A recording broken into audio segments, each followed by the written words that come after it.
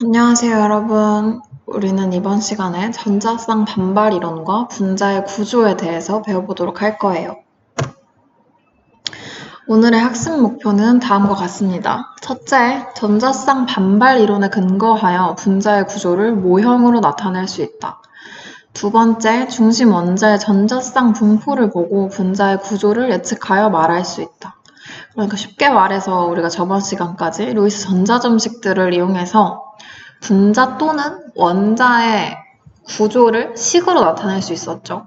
이제 우리는 이번 시간에 전자쌍 반발이론이라는 새로운 이론을 배움으로써 실제 그 분자나 원자들이 어떤 모양으로 배열되어 있었는지, 실제 구조는 어떠한지를 이야기할 수 있게 되는 것이 오늘의 목표입니다. 그래서 저번 시간 복습을 간단히 하고 넘어가면 루이스 전자점식이란 원소 기호 주위에 원자과 전자만 점으로 표시하여 나타낸 식을 뜻해요. 예를 들어 플루오린을 보면 플루오린의 경우 원자 번호가 9번이기 때문에 원자과 전자는 7개에 해당하게 되죠. 여기를 보면 원자과 전자 7개가 아닌 2개의 전자는 표시를 생략하면서 F 주변에 전자를 7개 나타낸 모습이 F의 루이스 전자 점식입니다. 그러면 알루미늄의 경우는 원자 번호가 13번이죠. 알루미늄의 경우 원자과 전자는 3개에 해당하기 때문에 그 안에 있는 전자 껍질들에 있는 전자인 10개는 제외하고 알루미늄 주변에 전자 3개만 표현한 것이 알루미늄의 루이스 전자 점식이 되게 됩니다.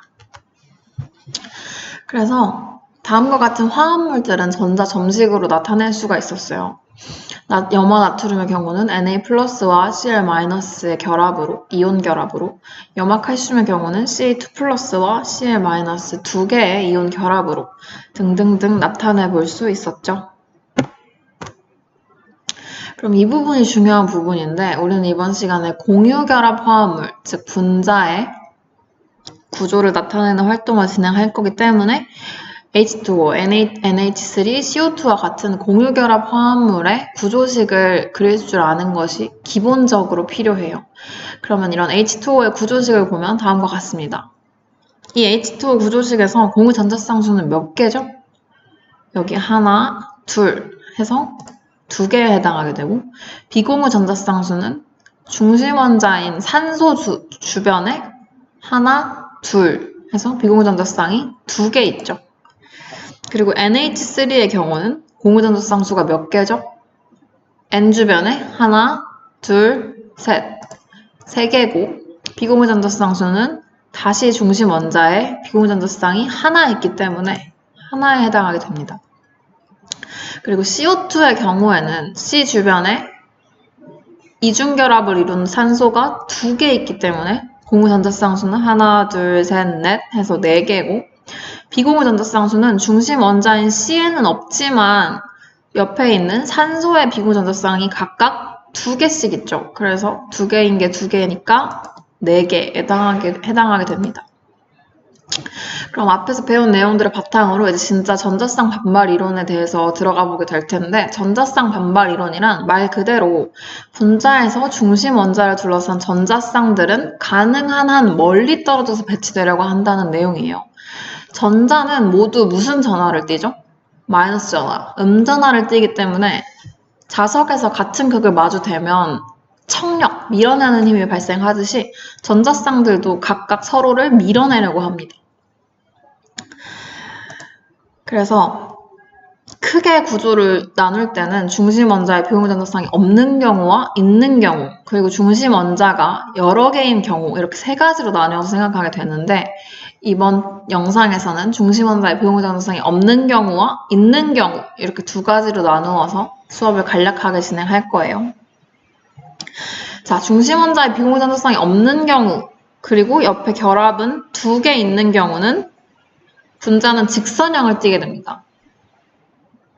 그리고 중심 원자의 비공유 전자쌍이 없고 주변에 결합이 3쌍 있는 경우, 그러니까 공유 전자쌍 수가 3쌍인 경우는 평면 삼각형을 이루게 돼요.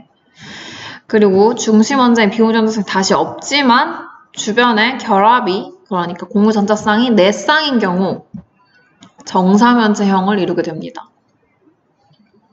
간단히 생각하면 내 주변에 사람이 2명 있어요. 사람이 2명 있는데 그 둘은 친하지 않아서 최대한 멀리 있으려고 해. 그럼 중심에 사람이 1명 있고 나머지 2명이 최대한 멀리 있으려면 어떻게 있어야 되죠? 쉽게 직선형으로 있으면 되죠. 180도로. 그리고 3명인 경우는 삼각형일 때 가장 멀리 있게 되는 거고, 4쌍인 경우는 3면체형일 때 가장 멀리 있게 되는 거예요. 실제 예를 들어서 생각해보면 직선형에 해당하는 분자로는 BeF2가 있습니다. Be가 중심 원자에 해당하고 양옆에 F, 플루오린이 2개 존재하게 되죠. 그 플루오린 2개가 최대한 멀리 있으려면 직선형으로 있는 경우가 이 그림처럼 가장 멀리 있게 되겠죠. 만약 BeF2가 이런 모양이 아니라 90도형이었다면 F랑 F 사이에 반발력도 있고 B 공유전자쌍과 F 비공유전자쌍 사이에 반발력도 존재하게 되겠죠. 그리고 실제 BCl3의 경우는 평면삼각형 형으로 존재하게 되는데 중심에 B가 있고 옆에 결합쌍이, 그러니까 공유전자쌍이 3쌍에 해당하게 되죠. 그래서 평면삼각형형을 갖게 되고, CH4의 경우는 중심 원자 C에 비공유전자쌍이 없지만 공유전자쌍의 경우 4쌍에 해당해서 3면체형에 해당하게 됩니다. 그리고 넘어가서 중심 원자에 비공유전자쌍이 없지만 다중결합이 있는 경우가 있어요. CO2를 보면 CO2에서 C의 비공유전자쌍은 없죠? 근데 양옆에 다중결합이 있잖아요. 그럼 이건 결합을 4쌍이라고 생각해서 CH4처럼 3면체라고 해야 되는 걸까요? BF2처럼 2쌍이라고 해야 되는 걸까요? 여기 결합, 이중결합 2개는 단일결합으로 생각하게 됩니다. 그래서 2쌍인 BF2와 동일하게 직선형 구조를 갖게 되는 거예요. 내가 뭐라고 했죠? CO2처럼 다중결합이 있는 경우는 단일결합으로 생각한다. 3중결합의 경우도 마찬가지예요. 자, 다시 넘어가서 이제 중심 원자에 비공유전자쌍이 있는 경우에 대해서 이야기해 볼 건데, 전자쌍 사이의 반발력의 크기는 다음과 같은 순서로 커지게 돼요. 공유전자쌍과 공유전자쌍 사이의 반발력이 가장 작아요. 그리고 비공유전자쌍과 공유전자쌍 사이의 반발력은 조금 더 커요. 그리고 비공유전자쌍과 비공유전자쌍 사이의 반발력이 가장 크게 되는 거예요. 이 비공유전자쌍과 비공유전자쌍 사이의 반발력이 크기 때문에 이게 우리가 중심 원자에 비공유전자쌍이 있는 경우와 없는 경우를 나누어서 생각해야 하는 근본적인 이유가 되는 거예요. 만약에 공유전자쌍과 비공유전자쌍 사이의 반발력이 같았다면 우리는 그걸 신경 쓰지 않아도 됐을지도 몰라요. 자, 그러면 중심 원자에 비공유전자쌍이 있는 경우 중에 비공유전자쌍이 한 쌍인 경우, 대표적인 예로 암모니아가 있을 수 있죠. 암모니아는 비공유전자쌍이 하나 있고 공유전자쌍은 몇 개 있죠? 하나, 둘, 3개 있죠. 그럼 이런 경우는 삼각뿔 구조를 갖게 됩니다.